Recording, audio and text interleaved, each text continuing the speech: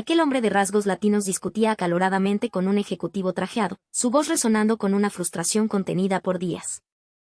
A su lado, su esposa, con el rostro bañado en lágrimas, se aferraba con fuerza a otra mujer, en un abrazo que parecía ser el único ancla en medio de una tormenta de emociones. ¿Qué le había ocurrido a esta familia para llegar a este punto? Un torbellino de ira y gratitud a miles de kilómetros de su hogar. Permítanme contarles mi historia. Mi nombre es Roberto y vivo en México. Soy ingeniero, parte de un equipo de vanguardia dedicado al desarrollo de energías renovables y sostenibilidad ambiental. La empresa para la que trabajo, una de las más prometedoras de mi país, acababa de recibir una inyección de capital monumental. En México, la investigación y el desarrollo de energías limpias a gran escala es todavía un campo emergente, por lo que una inversión de este calibre era un evento extraordinario, digno de titulares en la prensa nacional. La presión sobre mis hombros era inmensa, este proyecto no podía fallar. Mi misión era forjar alianzas estratégicas con empresas estatales en el extranjero, naciones que poseyeran tanto los recursos naturales como la tecnología para explotarlos de manera eficiente. No buscábamos una simple relación de importación y exportación, sino una simbiosis empresarial, una asociación a largo plazo que nos catapultara al futuro. Tras un análisis exhaustivo, seleccioné 2 destinos, un gigante asiático, que llamaremos País X por diplomacia, y el Perú. El País X era una elección obvia por sus vastos recursos energéticos, incluyendo más de 10 tipos de gas natural, vitales para nuestros planes. Perú, por otro lado, aunque no con la misma escala de recursos, destacaba por su asombroso desarrollo tecnológico y su innovadora capacidad para optimizar lo que tenía. El plan de viaje era exigente, 47 días en el País X, seguidos de 29 en Perú. Un total de 76 días lejos de casa. Una eternidad. Sabía que debía conversarlo con mi esposa, Sofía, pero confiaba en su comprensión. Siempre lo había hecho. Sin embargo, su reacción me descolocó por completo. ¿No puede ir otro en tu lugar?, me preguntó, con un tono de amargura que rara vez le había escuchado.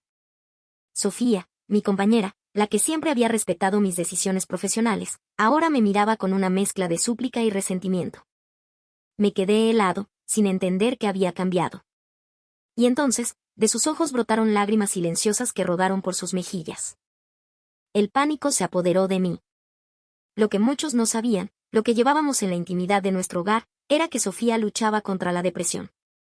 Llevaba tiempo en tratamiento, con una medicación prescrita que a menudo se saltaba. Teníamos una hija de 6 años, Valentina, y los antidepresivos le provocaban una somnolencia abrumadora que le dificultaba cuidar de nuestra pequeña. La culpa me carcomió. Yo, con la excusa del trabajo, me había desentendido de las labores del hogar y la crianza, dejando que todo el peso recayera sobre ella. Su enfermedad era, en gran parte, mi responsabilidad. Dejarla sola en ese estado, con nuestra hija, era una crueldad imperdonable. Pero cancelar el viaje sería un desastre de proporciones épicas. Como pieza clave del proyecto, mi ausencia en un momento tan crítico pondría en jaque a todo mi equipo, a sus familias y, posiblemente, a la viabilidad misma de la empresa. Tomé una decisión desesperada. Le confesé toda la situación a mi jefe y le pedí permiso para llevar a mi familia conmigo. Hablé con la certeza de que me despedirían al instante, pero para mi sorpresa, la compañía accedió. Aquello solo subrayaba la urgencia y la importancia de mi misión. Y así, pagando de mi propio bolsillo sus pasajes, emprendí el viaje a Asia con Sofía y Valentina a mi lado. Mis expectativas sobre el País X eran enormes. Desde una perspectiva empresarial, era un coloso lleno de promesas, recursos ilimitados, una fuerza laboral inmensa y costos de producción bajos. Construir una planta allí parecía un sueño hecho realidad. Como superpotencia asiática, imaginaba un país que proyectara una imagen de desarrollo impecable, de orden y eficiencia. Aunque no eran unas vacaciones en Cancún o Punta Cana, albergaba la esperanza de que la grandeza de aquella nación pudiera despertar algo en Sofía, ofrecerle una nueva perspectiva, una distracción. Me sentía extrañamente optimista. El avión aterrizó en un aeropuerto colosal en el País X. Tomé de la mano a Sofía y a Valentina mientras nos dirigíamos a recoger nuestro equipaje. Pero algo no encajaba. Buscamos por todas partes, pero no había rastro de nuestro contacto, ningún cartel con mi nombre, nadie de la empresa socia esperándonos.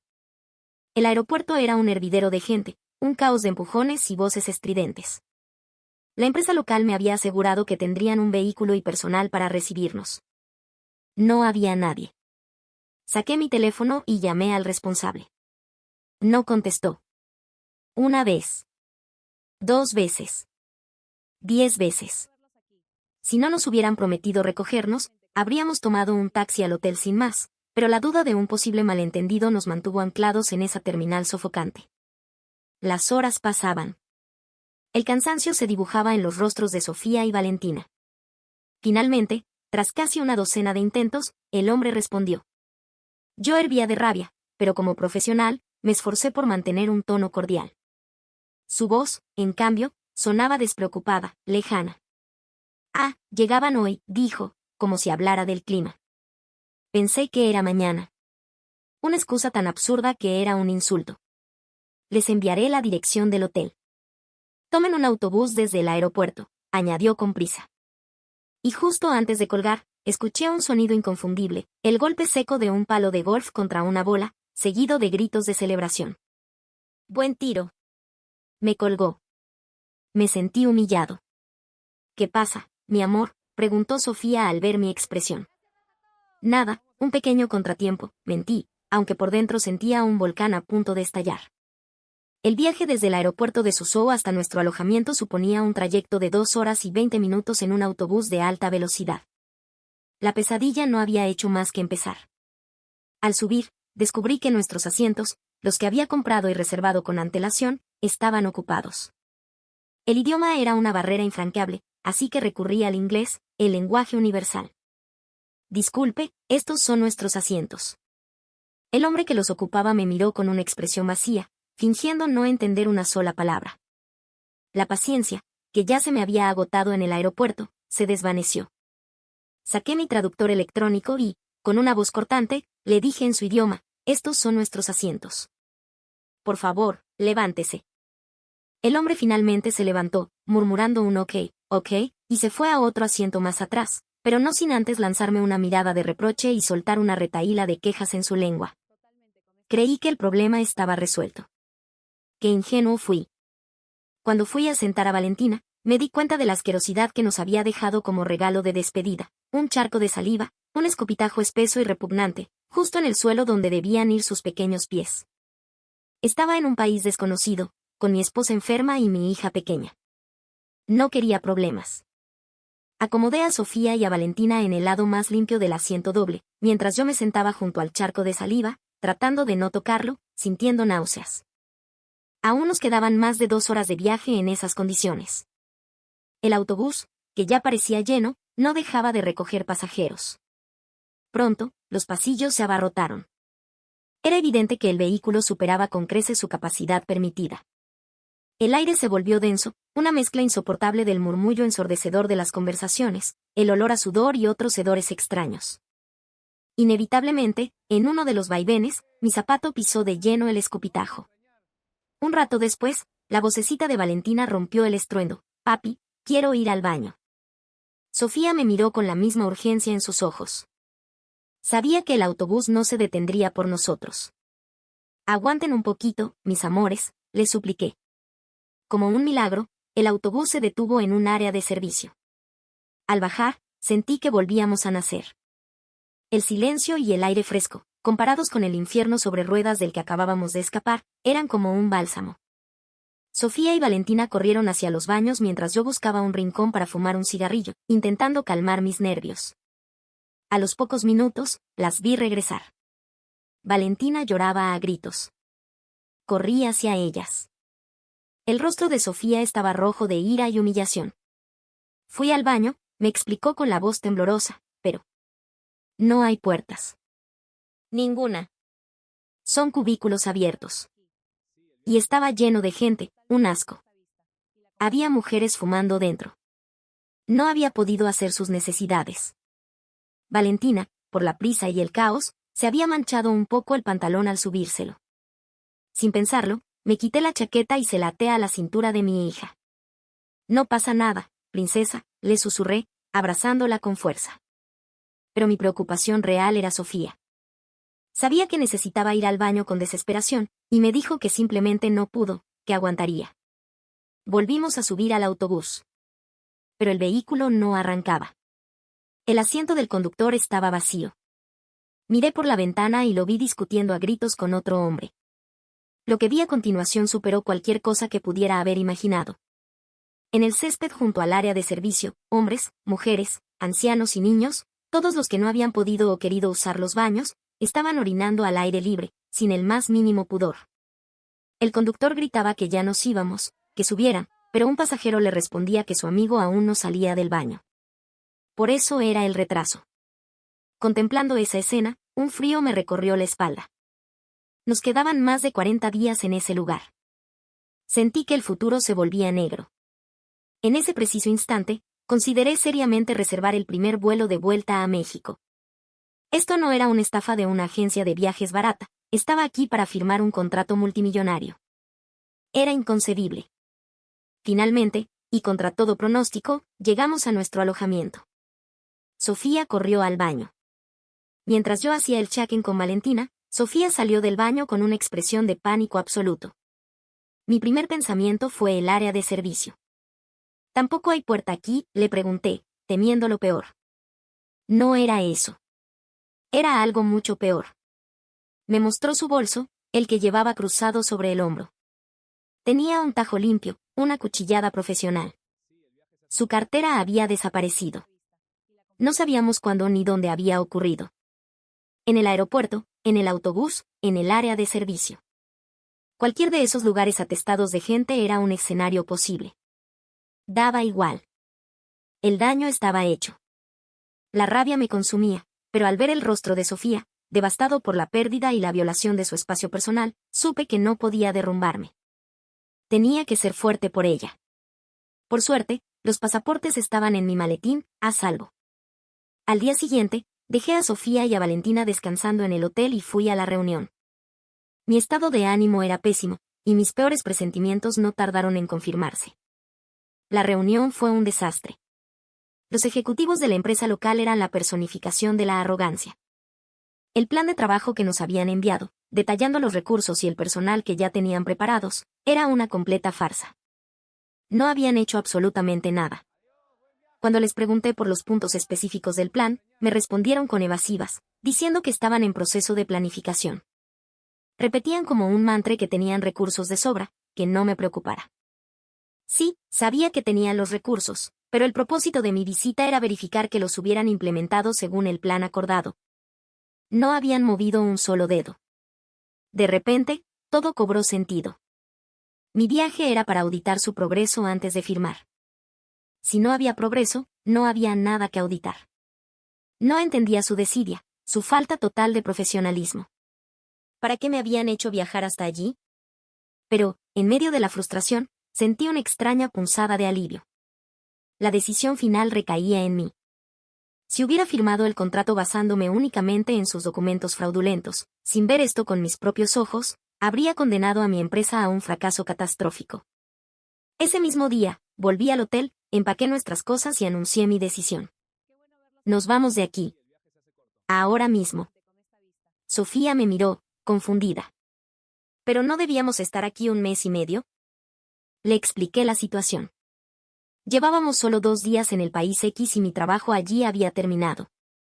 El cronograma original nos daba 47 días en el país X y 29 en Perú. Al irnos después de solo 2 días, teníamos un vacío de 45 días. La reunión en Perú estaba programada para 48 días después. Llamé a mi contacto en Perú, le expliqué la situación y, tras disculparme, le pregunté si podíamos adelantar nuestra llegada. Incluso adelantando la reunión, nos quedaban 12 días libres. No pensaba pasar ni un minuto más en el país X. Decidimos volar a Perú de inmediato. Pero una nueva ansiedad se instaló en mi pecho. Si la gran superpotencia económica de Asia era así, ¿qué podía esperar de Perú? La experiencia en el país X no había sido más que una sucesión de calamidades. Si en Perú nos esperaba algo similar, temía que la poca fortaleza que me quedaba se desmoronaría. Entre la duda y la preocupación, nuestra familia aterrizó en Lima. Lo que ocurrió a continuación nos dejó sin palabras. Tras pasar por migraciones en el Aeropuerto Internacional Jorge Chávez, al salir a la zona de llegadas, vimos a un hombre sonriente sosteniendo un cartel enorme que decía, «Bienvenidos a Perú, familia Roberto». Era Javier, mi contacto peruano. A pesar de que le había avisado de nuestra llegada anticipada de 12 días, un cambio de planes totalmente ajeno a su empresa, allí estaba, esperándonos como si fuera lo más natural del mundo. No solo él, a su lado estaban su esposa y sus 2 hijas. Javier nos ayudó con las maletas, nos guió hasta el vehículo que había preparado y no dejaba de decirle a Valentina lo linda que era, bromeando con ella sobre el largo viaje. Su calidez y atención nos conmovieron profundamente. En el auto, Javier nos explicó que nos había reservado un Opar Hotel en Miraflores, cerca de su empresa pero también ideal para hacer turismo en familia. Hoy deben estar agotados, dijo. Descansen bien. Mañana es fin de semana y con mi familia habíamos planeado ir al Valle Sagrado, en Cusco. Como tienen estos días libres, ¿qué les parece si nos acompañan? Cusco. El Valle Sagrado. La idea de escapar a la majestuosidad de los Andes, de respirar aire puro, sonaba a gloria. Acepté sin dudarlo un segundo. A la mañana siguiente, Javier y su familia pasaron a recogernos. Su esposa, Carolina, nos saludó con una sonrisa que irradiaba bondad. Sus hijas, una de la edad de Valentina y otra un par de años mayor, miraban a mi hija con curiosidad. Aunque hablaban idiomas diferentes, la conexión entre las niñas fue instantánea, un lenguaje universal de miradas y risas tímidas. Nunca había visto a Valentina tan feliz y desinhibida con extraños.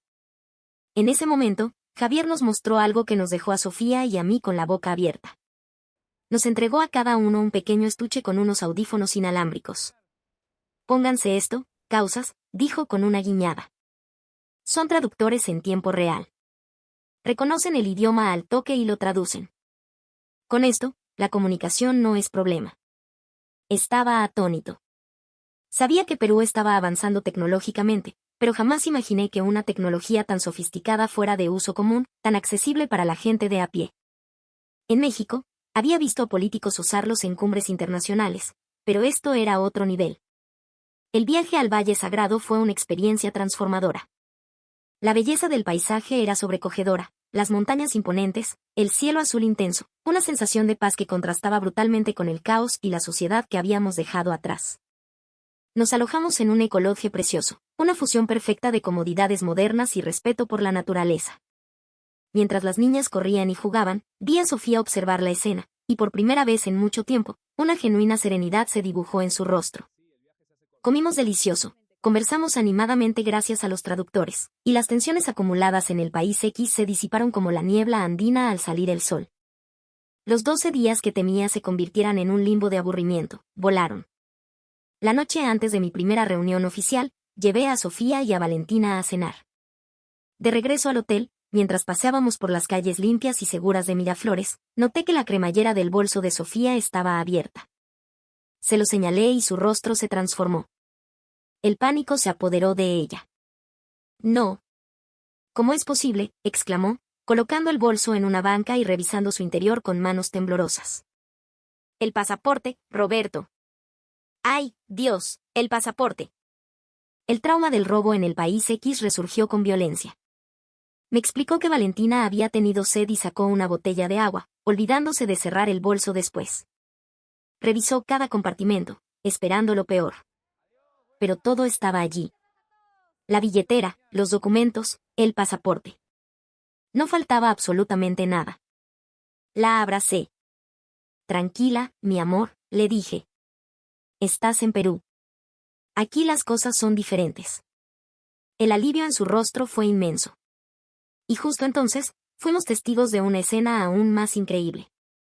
Una motocicleta de delivery estaba estacionada en la vereda, con el motor encendido y las llaves puestas. Nos quedamos mirándola, incrédulos. En México, un vehículo así no duraría ni un minuto. Pero pasaron 5, 10 minutos, y la moto seguía allí.